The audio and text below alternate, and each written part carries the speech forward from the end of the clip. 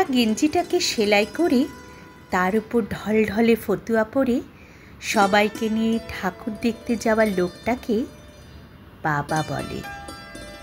এক কৌটো গোবিন্দভোগ চাল আর সামান্য ঘি বাঁচিয়ে রেখে পুজোর মধ্যে একদিন পোলাও রান্না করা মহিলাকে মা বলে। বন্ধুর জন্মদিনে পাওয়া চকলেটটাকে সালোয়ার কামিজের ওড়নায় লুকিয়ে ভাইয়ের জন্য বেঁধে আনা মেয়েটাকে দিদি বলে। কাঠি আইসক্রিমটা অর্ধেক গলিয়ে ফেলে হাতে নিয়ে দিদির জন্য মাঠ পেরিয়ে ছুটতে থাকা ছেলেটাকে ভাই বলে।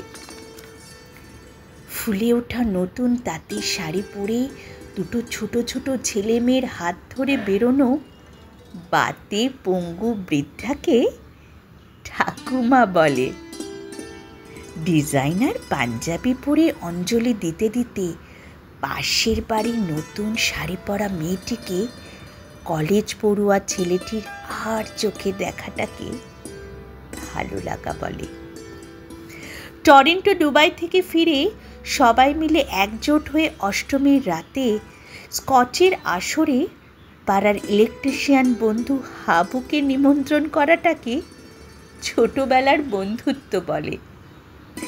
শিল্পীর হাতে 6 মাসের মেহনতে বানানো দুর্গা ঠাকুরটিকে নাড়ি ছিন্ন করে বিক্রি করে সেই টাকায় অনাথ অসহায় পথ শিশুদের জামা কাপড় কিনে দেওয়াটাকে মানবিকতা বলে।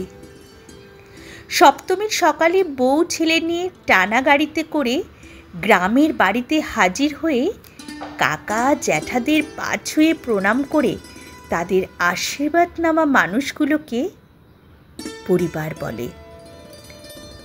বিশ্বের সব থেকে মনোরম আরামদায়ক জায়গা ছেড়ে বিবাহিত মহিলারা কদিন যে বাড়িটাকে স্বর্গ বলে মনে করে সেই বাড়িটাকে বাপের বাড়ি বলে।